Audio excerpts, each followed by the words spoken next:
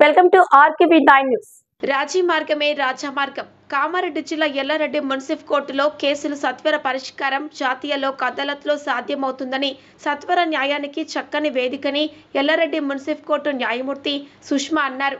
చాలా కాలంగా పెండింగ్లో ఉన్న కోర్టు కేసుల్లో సత్వర న్యాయానికి జాతీయ లోక్ అదాలత్ ఉపయోగపడుతుందని, జాతీయ లోక్ అదాలత్లో పరిష్కారమైన కేసుల్లో పైకోర్టులకు వెళ్లే ఆస్కారం ఉండదని అన్నారు.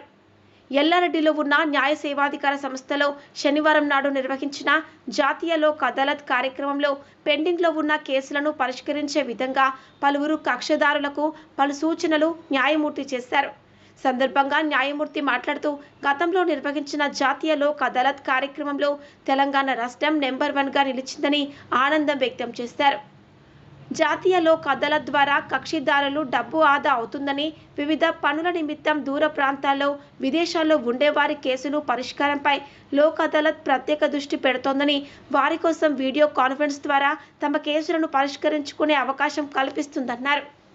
రాజీ మార్గమే రాజా మార్గం అనే విధంగా కేసుల్లో సత్వరమైన పరిష్కరించే విధముగా అందరిలో అవగాహన కల్పిస్తున్నామన్నారు. జాతీయ లోక్ అదాలత్ సందర్భంగా డివిజన్ పరిధిలో చెక్ బౌన్స్, కుటుంబ కలహాలు, స్థిర చర ఆస్తుల చిన్న గొడవలు కేసులను లోక్ అదాలత్లో పరిష్కరించుకోవచ్చన్నారు. పోలీసు అధికారులు, ఆబ్కారీ అధికారులు చాలా కేసులు పరిష్కరించబడ్డాయన్నారు.